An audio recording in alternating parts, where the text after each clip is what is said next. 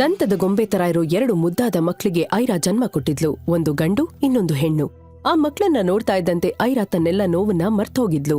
ಐರಾ ತನ್ನ ಮಕ್ಕಳನ್ನ ಮುದ್ ಮಾಡ್ತಾ ಹಾಗೆ ಮಲ್ಗಿದ್ಲು.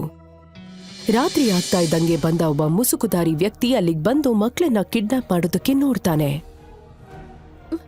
ಹೇ, ಯಾರು ನೀನು? ನಿಲ್ಲು, ಬೇಡ, ನನ್ ಮಗು.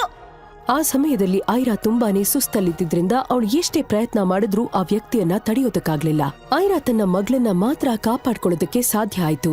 ಆದ್ರೆ ಮುಸುಕುದಾರಿ ವ್ಯಕ್ತಿ ಐರಾ ಮಗನನ್ನ ಕಿಡ್ನಾಪ್ ಮಾಡುವಲ್ಲಿ ಸಕ್ಸಸ್ ಆಗಿದ್ದ. ಇಲ್ಲಿದ್ರೆ ಮಗಳಿಗೂ ಮುಂದೊಂದಿನ ಪ್ರಾಬ್ಲಮ್ ಆಗುತ್ತೆ ಅನ್ನೋ ಭಯ ಐರಾಳ ಟೆನ್ಷನ್ ಅನ್ನ ಹೆಚ್ಚಿಸಿತ್ತು. ಹಾಗಿದ್ರೆ ಯಾರ ಮುಸುಕುದಾರಿ ವ್ಯಕ್ತಿ? ಅವನ್ ಯಾಕೆ ಐರಾಳ ಮಗುವನ್ನ ಮಾತ್ರ ಕಿಡ್ನಾಪ್ ಮಾಡಿದ್ದ? ಐರಾ ಮತ್ತು ಅವಳ ಮಗಳಿಗೆ ಮುಂದೆ ಏನಾದ್ರೂ ಅಪಾಯ ಕಾದಿದ್ಯಾ? ಐರಾಳ ಜೀವನದಲ್ಲಿ ಈ ತರ ಆಟ ಆಡ್ತಿರೋ ಆ ಅಜ್ಞಾತ ವ್ಯಕ್ತಿ ಯಾರು?